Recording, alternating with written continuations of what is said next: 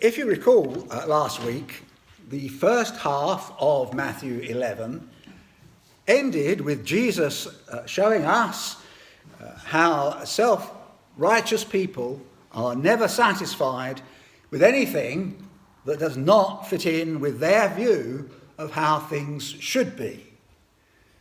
Now, we see in this latter section, verses 20 through to 30, the just reward for never being satisfied. And what we see, first of all, is that Jesus upbraids some of the cities in Israel that have not taken advantage of the great benefits that had been lavished upon them.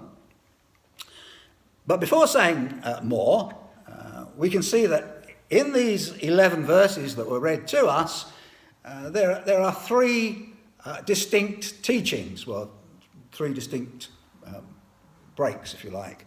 First of all, in verses 20 to 24, we have the matter of human accountability. And then in verses 25 to 27, we have God's sovereignty. And then thirdly, in verses 28 to 30, we have human responsibility. And of course, I think you'll agree that human accountability and human responsibility are very close bedfellows.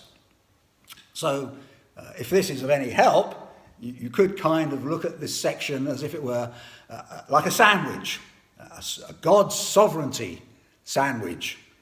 You know how a regular sandwich is known by the filling. If you want a chicken sandwich, you ask for a chicken sandwich. You don't have to mention the two bits of bread. But of course, the two slices of bread are not unimportant in a sandwich, because without them it wouldn't be a sandwich, would it? But the bread is clearly not the principal thing. And so in a similar way here, we can see that God's sovereignty is that which draws out praise. You can see it there in verse 25. But evidently those two sections on human accountability and responsibility, well, they're not unimportant. So let's look at this passage then under those three headings. And in verses 21 to 23, Jesus specifically mentions three Israelite cities located, we believe, somewhere in Galilee. They were cities where Jesus had worked many great works, as he called it. Capernaum, of course, was the place that he had made his home.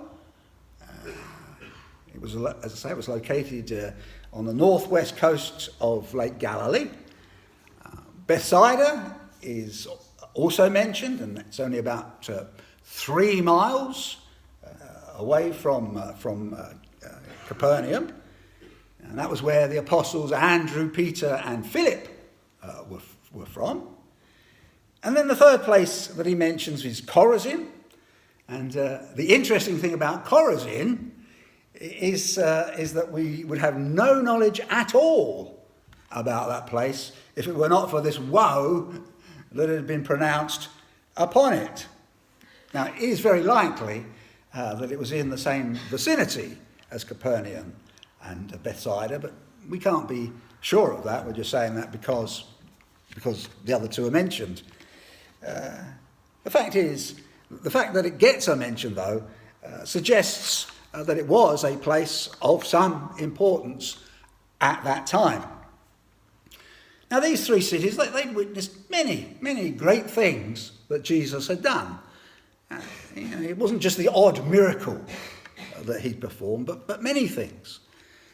And it is unlikely that it's just miracles that he's talking about when he says great things, but we can be reasonably sure that miracles took up a very large portion of what he did in those cities.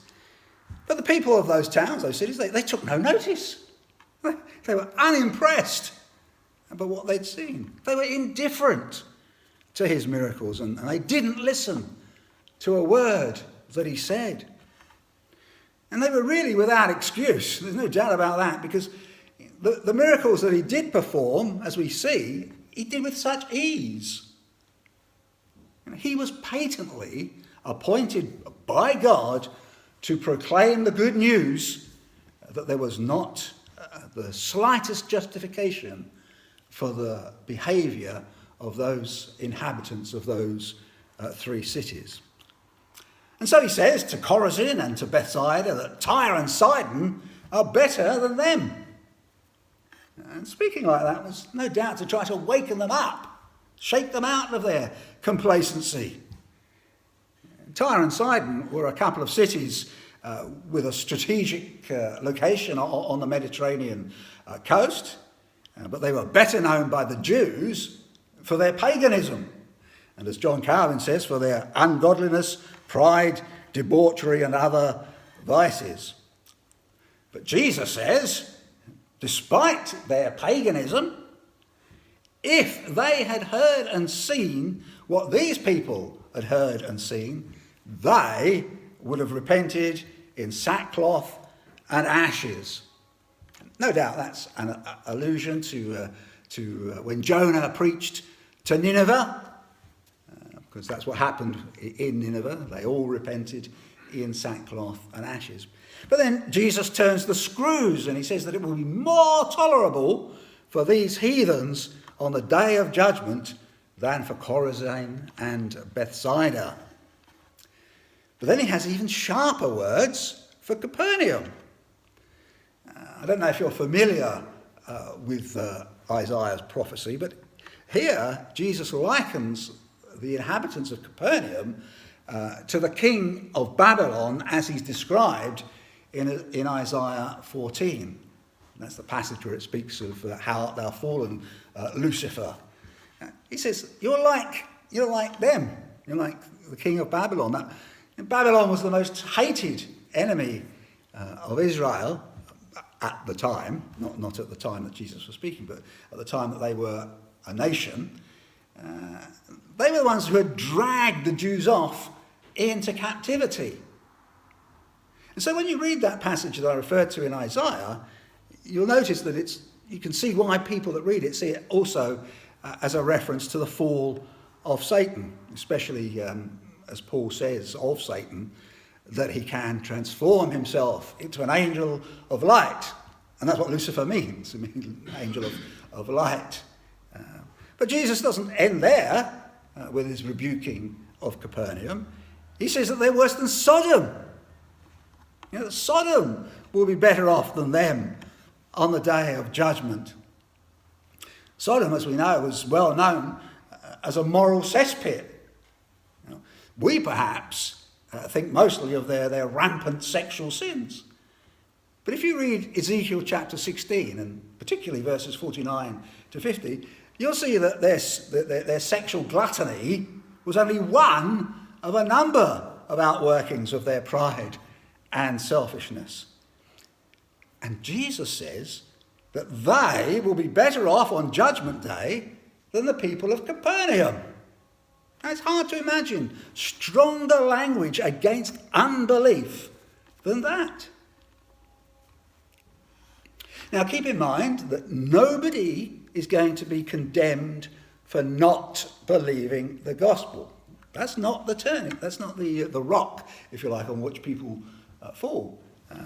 That point is made very clear to us in John 3, verses 17 and 18. For there it says, for God sent not his Son into the world to condemn the world, but that the world through him might be saved.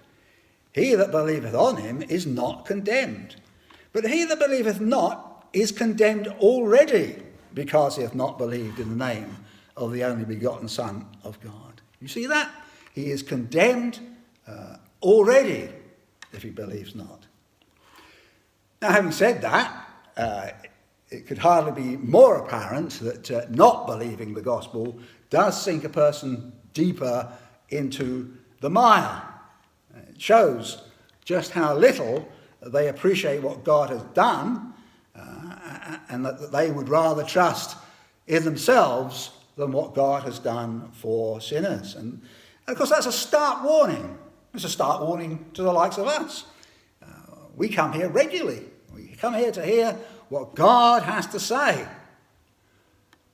What's important is, do we take it on board? When it touches a sweet spot, as we might say, do we brush it aside so that we may continue with our own preferred way of living? The reward for following Jesus is great. But the responsibility to listen and to observe all things that he has taught us is equally great. As Jesus himself said, "For unto whomsoever much is given, of him shall be much required." You can find that in Luke 12:48. We are all accountable for how we make use of what has been lavished upon us. The point is, will we be believing or will we be unbelieving? Now, before we leaving these cities, there is an interesting point to bring out, I'd say.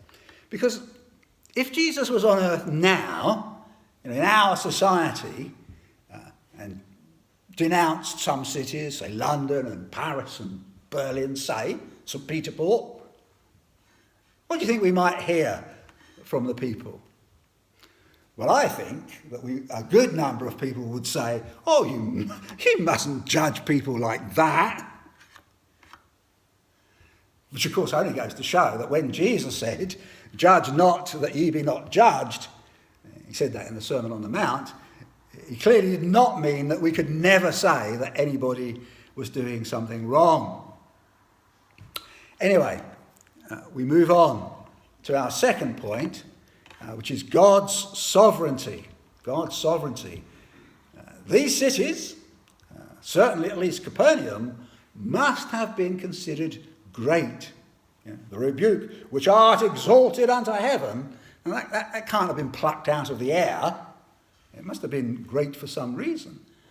But Jesus sees them, this great city, as being overlooked, while poorer and more despised persons were flocking into God's kingdom. And he sees this, Jesus sees this, as a cause for thanksgiving, praising God. He says, "I thank thee, O Father, Lord of heaven and earth, because thou hast hid these things from the wise and prudent, and hast revealed them unto babes. Even so, Father, for so it seemed good in thy sight." Now, do you see that? He's just rebuked these cities for not believing, and now he praises God for hiding these things from them. And Luke's account tells us that he rejoiced in this. The sole reason for the difference between the two groups of people is, "for so it seemed good in thy sight." So this is all, without a shadow of a doubt, all down to God's sovereignty, the fact that he is ruler over all. But where this teaching is positioned here, it teaches us that we cannot use God's sovereignty as an excuse for unbelief. Some people say, "Well, if I'm going to be saved, I'm going to be saved. There's nothing I can do about it." This teaches us that we cannot think like that. I remember visiting another church and preaching a sermon where I suggested that humans were responsible for their actions. And afterwards this person rushed up to me and he told me we shouldn't say things like that because it suggests that God is not in control. Well, I don't think that what I was preaching on suggested any such thing. And passages like this are even clearer. They show us that God's sovereignty is nothing like the iron fist of an earthly tyrant, because he is God and not man. He is able to do things that we cannot. He is able to ensure that his purposes come to pass without forcing anybody to do anything. And so I say to you that if anyone ever suggests that the one thought, human accountability, must exclude the other, God's sovereignty, or vice versa, you can point them to this passage and suggest then that that we all humbly submit to God's own revelation of himself, rather than imposing our own views upon him. Now, having said that, in our day, it is much more likely that people are going to run roughshod over God's sovereignty rather than man's accountability. But again, I simply draw to your attention that this is a source of praise and rejoicing to Jesus. Knowing that God is so much bigger than us and holds all things in his hands should be a cause of praise dropping from our lips as well. It is given to us to know these things for our comfort and for our strengthening. It's sheer madness to complain against God's sovereignty while our head, Jesus Christ, rejoices in it. And let us also keep our eyes from seeking after grandeur. I say Capernaum viewed itself as being lifted up to heaven. We need to avoid looking upon ourselves in such terms. Now, as a church, of course we're disturbed by all these empty pews. Of course it saddens us. But we should not look so much on them, but glory in the wonder and purposes of God. Despite him having the whole world at his command, he chooses rather from among lowly and even despised people. That should be a cause of praise and thanksgiving. And we do not just learn this about God's sovereignty, but Jesus goes on to say, all things are delivered unto me of my Father, and no man knoweth the Son but the Father, neither knoweth any man the Father save the Son, and he to whomsoever the Son will reveal him. So in an age of, not just ecumenism, but interfaithism, this stands out as a very bold statement. Jesus here declares his unique relationship with God and of him being the only way of coming to know God. You may know that John's Gospel makes the deity of Jesus very clear. And it also highlights that Jesus alone can bring us to God. That famous verse, John 14, verse 6 says, I am the way, the truth, and the life. No man cometh unto the Father but by me. And it's sometimes easy for us to think this was only John that speaks in those terms. But we can see here in Matthew, it most definitely is not the case that only John speaks like that. Jesus here says that only the Father and Son can really know each other. And then he adds that only Jesus, can make the Father known. Anybody that seeks to know God apart from Jesus, if they seek a way round Jesus to find God, they will seek in vain. They will be left exposed to the whims of any and all kinds of philosophies.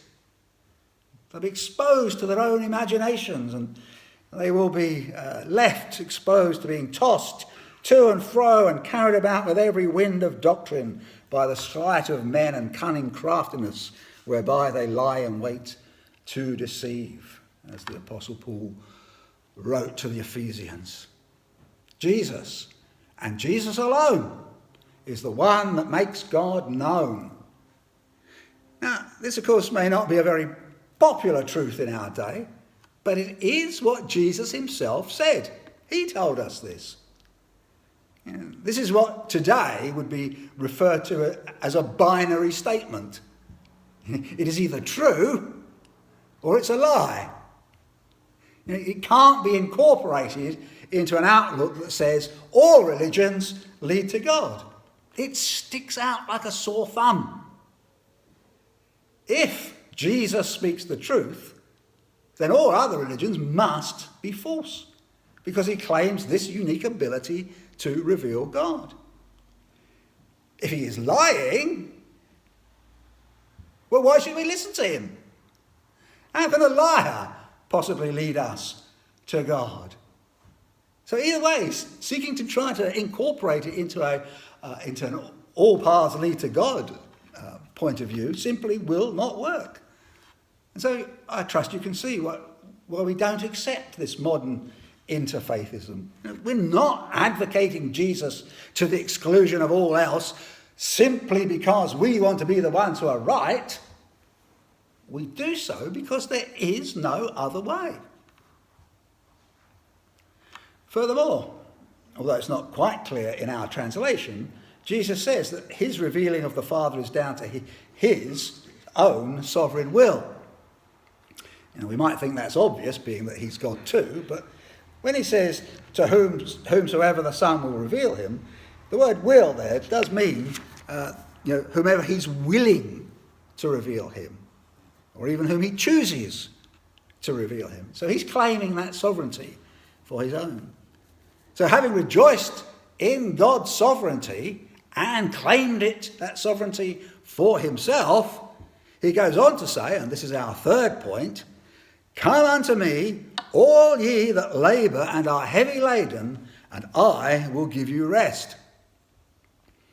As I said at the outset, this and the next two verses present us with a similar teaching to that in verses 20 and 24 to 24. So despite all that he has said about God's sovereignty and his own sovereignty, he still says that we must come to him.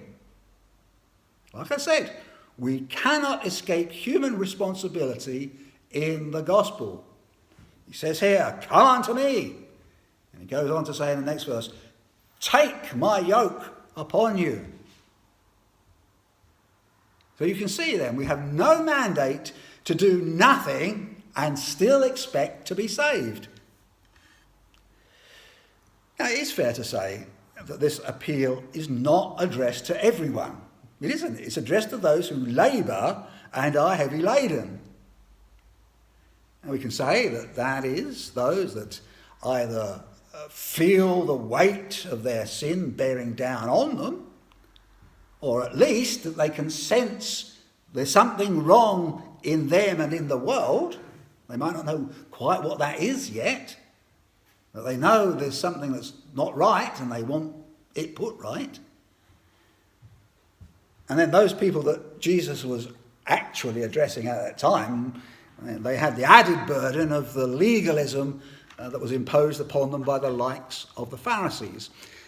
And I mention that because that can easily translate in our day to people being given things like self-help advice, which when push comes to shove is found to be no help at all. Jesus says we should come to him because in him we find rest, because his yoke is easy and his burden light. And what we additionally see in these verses is that our responsibility to respond to the call of Jesus involves submission. And of course, submission involves humility. And Jesus doesn't say, "Oh, ignore everything, it's all going to work out all right in the end." He doesn't say that. He tells us that we must take his yoke upon us. Now, he's told us that if we come to him, he will give us rest. He will give us rest. But that's not a flag to induce us to abuse the grace of God. We must not turn the grace of God into an indulgence of the flesh. As Paul wrote to the Romans, "Shall we continue in sin that grace may abound?" And he responds with that statement of horror, "God forbid," he says. So here, Christ says that he delivers us from our wretched condition so that we submit to his yoke. He does not restore us to favour with God so that we can sin with greater zeal and freedom. We are to submit to his yoke and learn of him. And while this most obviously applies to those who are being saved, it can apply to those who are long-saved people. You know how it is? You've been a Christian for a long time, and sometimes you get bogged down with all kinds of views and thoughts. The mess that the world is in weighs heavily upon us. And sometimes we take all this on board and life becomes a heavy drudge again. Well, the antidote to that is, as always, pick up your Bibles and return to Christ. See what he has to say to you. But as I said, this is primarily directed to those who would be saved. And he tells us that we should have no fear in coming to him. He says he is meek and lowly of heart. Meekness is one of the primary characteristics of the citizens of the kingdom of heaven. Jesus pointed that out and taught it in the Sermon on the Mount. So it's no wonder that the king of this kingdom should be described as meek. And that does appear to be a reference to a prophecy by Zechariah. Zechariah 9 verse 9 says, "Rejoice greatly, O daughter of Zion. Shout, O daughter of Jerusalem. Behold, thy king cometh unto thee. He is just and having salvation, lowly, and riding upon an ass, and upon the colt, the foal of an ass." Some of you may know that from Easter sermons, but it's true. Jesus says this so that we may know then that he's meek and lowly of heart. He's not harsh. He's not overbearing. He's not oppressive like those Pharisees and other teachers of the time were. So say instead, he's meek, mild, and gentle in his authority. And his laws, they're reasonable and they're tender. And so he says in the last verse, "For my yoke is easy and my burden is light." It is a fact that the gospel imposes nothing that is difficult. It's quite the contrary, in fact. The gospel actually provides for the complete removal of all that which oppresses and renders man miserable, and that is sin. The gospel takes away the impossible nightmare of trying to keep the law of God in every detail to be accounted right in God's sight. Because the gospel provides a righteousness for us. All we have to do is receive it. And we do that by faith. It really could not be easier. I just ask, why would anybody ever let stubborn pride keep them from such treasure? Why? Why would someone do that? So I say, don't persist in thinking that you can do it your way. I don't know, you've probably been to a number of funerals where people have chosen "My Way" as a song they want sung at their funeral. That's ludicrous. Don't persist in thinking you can do it your way. Look to Jesus and humbly submit to his will and believe the gospel. Then you will receive rest for your souls. As righteousness that's acceptable to God, will be a gift for you, not a debt that you could not possibly pay. In Jesus, you will come to know God truly. And in so knowing him, you will rejoice because he has all things, including you, in his hands.